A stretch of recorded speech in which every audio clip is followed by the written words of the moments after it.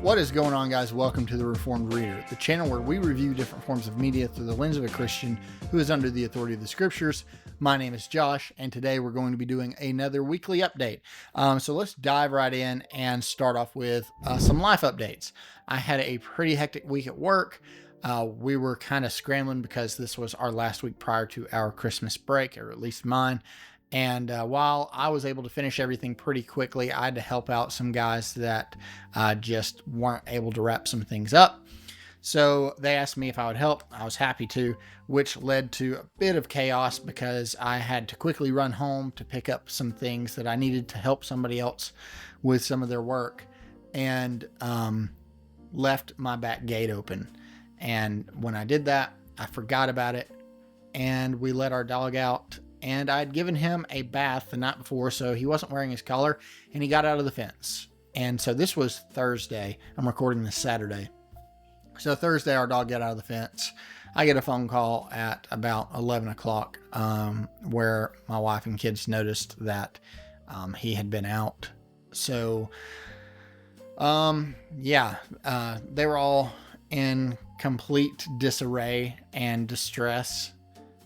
Couldn't find our dog. There was no way to track him down. We live kind of in the middle of the city. I put that in quotations because we live in a very small town, but we live right beside a couple of highways. And so we were kind of expecting the worst, honestly.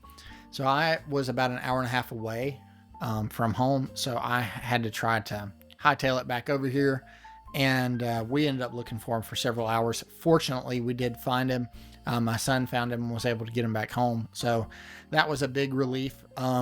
My wife got to meet all of our neighbors, especially those that she didn't already know. They were so gracious, and several of them went out hunting him. We have one car, so there were several times where they just offered to drive my wife around and look for him. One of our neighbors who lives right across the road from us, he's a great guy. He's the best neighbor you can ask for. Literally handed my wife the keys to his truck and said, take off. So that was a pretty hectic day. Ruined our Thursday, and because of that, I didn't get any reading done. I fully expected to get quite a bit of reading done this week, and life events, real life just got in the way of my reading time. And I don't want to make it sound like, but those things are the priority. So I didn't really have time to do much reading this week. So yeah, that was pretty crazy. And then today, at Saturday, so this will be yesterday, your time, I got to take my wife and kids to a Christmas market. And maybe I'll throw up a little bit of video here, or I may wait and do that on the monthly wrap up. Not sure yet, but anyway, they seem to have a really good time doing that. It's really cool. It happens every year about 30 minutes away from us. My father-in-law is an artist, and so he got to do a lot of the artwork there. And so we got special treatment with some things. So that was a lot of fun, especially it was sort of that exhale that we got to take from Thursday's events. So that's him making racket. So thankfully, our kids didn't lose their dog right before Christmas. So let's jump into what am I reading. So what have I been reading? I have been chipping away at Sun Eater. I am about a quarter of the way, almost 30% of the way through it. I've listened to some more on audio on my commute back and forth to work, listened to a few more chapters when I've had the time. It is picking up quite a bit. So I think I've heard from several people that the first quarter of the book is pretty slow, and I would agree with that. And you can certainly see the trajectory of the story is picking up. So I plan to dive into more of that soon. And at the time of recording this, I'm about 70% of the way through Inkheart. And by the time you guys are seeing this, I should have finished it. And it is great. It is not really what I was expecting in a lot of ways. It is that middle grade series, but man, it's a lot of fun. I've been listening to sort of this creepy fairy tale music. It's almost lullaby type music that sounds a lot like Pan's Labyrinth. And I think that altered the way that I read the story, because I think if I would have just read it as is without having sort of that ambient music in the background, it would have changed the way that I thought about it. It would have changed the mood and the timbre of the story. And I think there's a really cool video idea there of how music and the mood we're in and those kind of things, those external circumstances can alter the way that we perceive a story. So that may be a cool video that I shoot coming up, because obviously we know that soundtracks play a very big role in the films that we watch. And so I think they can also play a big role in the books that we read. And so can our mood and the circumstances of real life and those kind of things. So that may be a cool video idea coming up. But those two things are really the only things that I have been reading this week. So yeah, I'm wrapping up, or should have wrapped up, Inkheart by the time you guys are watching this. And then I've been reading Sun Eater. So this leads me into, what am I going to read? I've changed my mind. Rather than jump into Dennis Lehane or into something else and then just chip away at Sun Eater, I'm going to go full steam ahead with Sun Eater. I am just going to plow through it as much as possible. I really want to get it wrapped up this month. So I think I'm just going to put the first book of Cinder Spires and Combat Codes on pause until I finish Sun Eater. Now, last week I was not clear, and it made it sound like I wasn't going to read those books. That I was just like, oh, well, that's not going to happen. So no, I am going to read those. I just don't know that I'm going to be able to get to both of them this month. I would like to. So what I'm going to try to do is I'm going to reorder those. And so after Sun Eater, I think I'm going to go into Combat Codes. And then after Combat Codes, then I'll jump into Cinder Spires. And so that may push a couple of books that are on my January TBR, push them back a week or two. But again, they're just books. So I don't have to hold to a firm schedule. I'm reading for fun. And, it's the week of Christmas. So maybe I'll get them done. Maybe not. I hope so. I hope I'm able to get some reading done. I think we have a lot of downtime planned. So I really want to get some good reading done. But, if my kids ask me to play a game with them or go do something with them outside, that takes priority. So we'll see how much I actually get done this week. So let's talk about this week on the channel. What happened this past week on the channel? We did some really cool things. I had a lot of fun. I thought it was a really good week on the channel. So first, you guys seem to really enjoy these weekly updates. And since you really enjoy them, I guess I'll keep doing them for the time. Yeah, so last week's weekly update, you guys seem to enjoy that. So, as far as I know, we'll keep on keeping on, and it'll keep me on my toes and keep me consistent. And then I released my review of Ordinary Grace by William Kent Kruger. I released that on Wednesday, and not many of you jumped on that one. I'm not saying that it was bad or anything like that. I know that most of you are here for sci-fi and fantasy, and so reading something like Ordinary Grace that's quite a bit outside the wheelhouse isn't going to do as well. That's perfectly fine. I'm not doing it for the views. I know that might sound silly, but I'm doing it so there's a resource there for you guys. If you guys are thinking about picking up something like that, then you guys have some insight of whether or not you think that you would enjoy that book. That's why I do these reviews. It's for a service and not see how many clicks I can get, which sometimes clicks are nice, lets you know whether or not you're doing well or poorly with the video. But I knew with that one that it wasn't going to scratch everybody's itch in that way.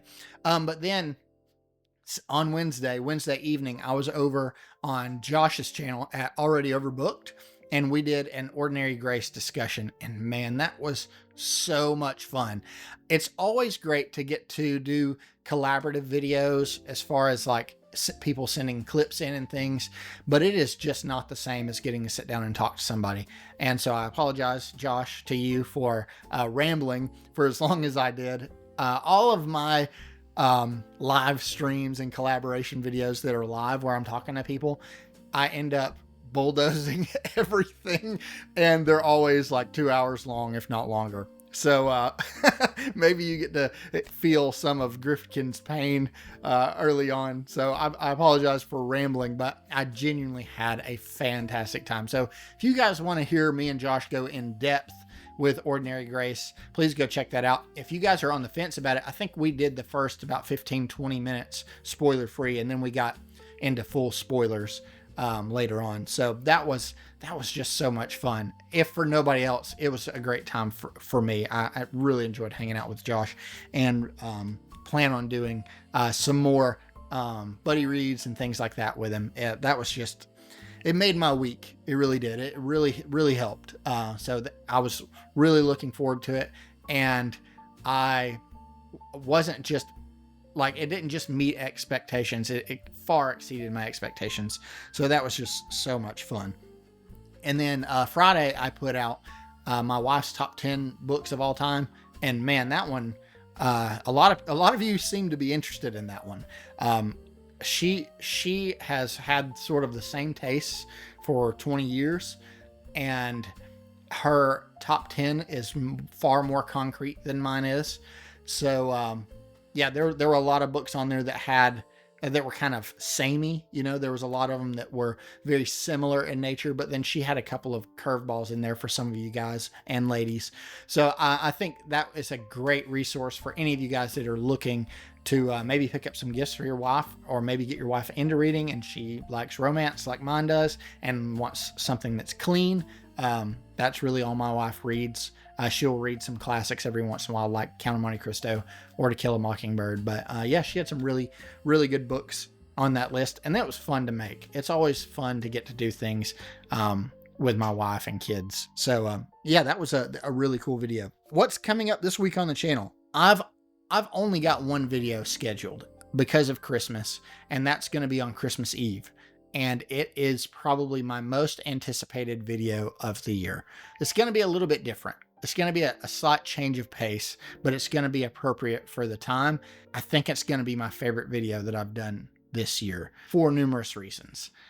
Now, I still think that my conversations with you guys has been my most fun video as far as like entertaining for me, but this is my most meaningful video. It's coming out Wednesday. I'll try to put it out probably around 10:30 or noon, somewhere around there.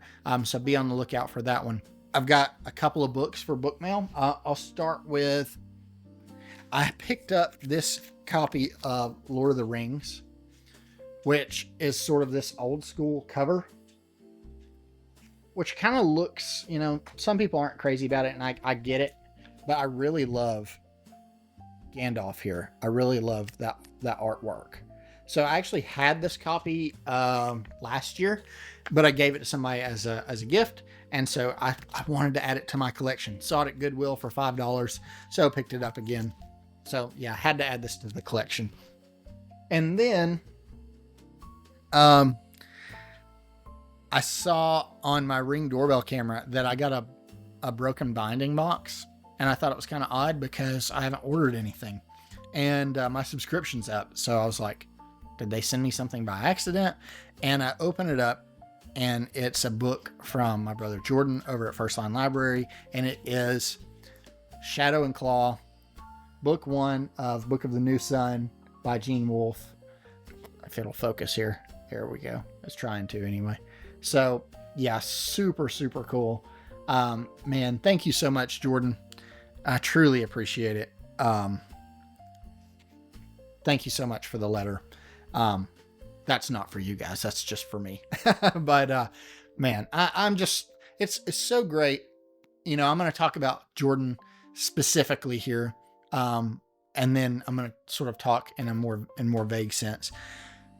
I never would have thought that making videos on YouTube that I would make genuine friends.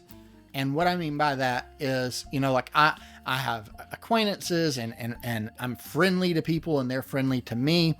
I expected that, I expected us to sort of collaborate back and forth. I sort of expected to get to chit chat back and forth with some of you guys, but I really didn't expect to build genuine relationships with you guys.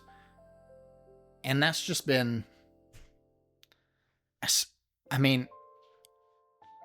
just been the coolest part of doing this. And I don't have a good enough vocabulary to articulate how meaningful that is. That, I've got some good friends in real life, and I think you guys know what I mean there.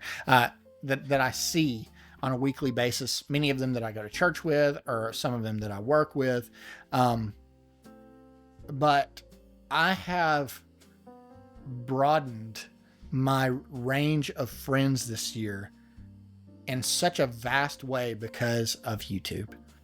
And Jordan is just such a good friend. It's so cool that I get to call you guys my brother and sister, but that not only can we be brother and sister in Christ, but that I can truly call you a friend. It's so cool that it means so much to me. I'm so grateful that to you guys, that I can text some of you and be like, hey, I'm struggling with some stuff, or I'm wrestling with some stuff, or, I'm having a rough week.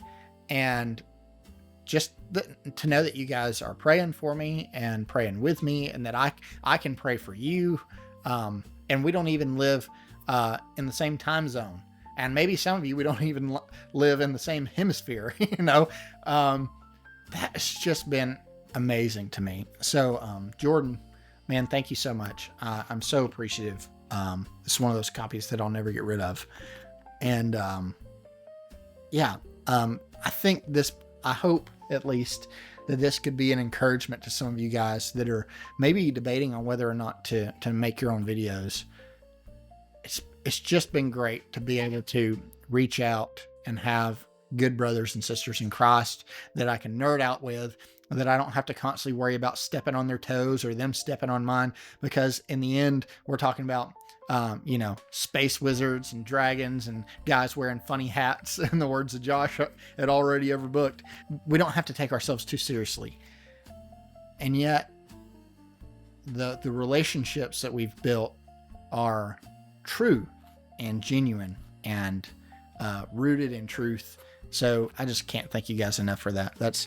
It's been the coolest thing to happen this week. It's just a reminder with Josh over Already Overbooked, and with Jordan this week, with those two guys, and not limited to them, because I've got guys over on Instagram and guys over on Discord, and some guys that just email me and stuff. It's just been so cool and refreshing, and it is a genuine balm to my spirit in times of trials. So I just can't thank you guys enough. So pretty boring week. Well, with the exception of my dog. That was pretty exciting, but not in a good way. But other than that, it was a pretty boring week for me reading wise. I plan to plow through some of these books. I would really love it if I could finish Sun Eater up this week. That would be sweet for a few reasons. But really, really enjoyed Inkheart. Plan on getting into Sun Eater more, and maybe giving you guys some more of my thoughts there. Again, there'll only be one video this week coming out Wednesday. Please watch it. I don't ever ask you guys, go watch this video, I don't think. But I do ask that you watch this one. Be on the lookout for this one. If I could only have you watch one video this year, it'll be this one coming out Wednesday. Looking forward to the coming week. Looking forward to Christmas. So thank you guys so much for watching and coming and hanging out with me.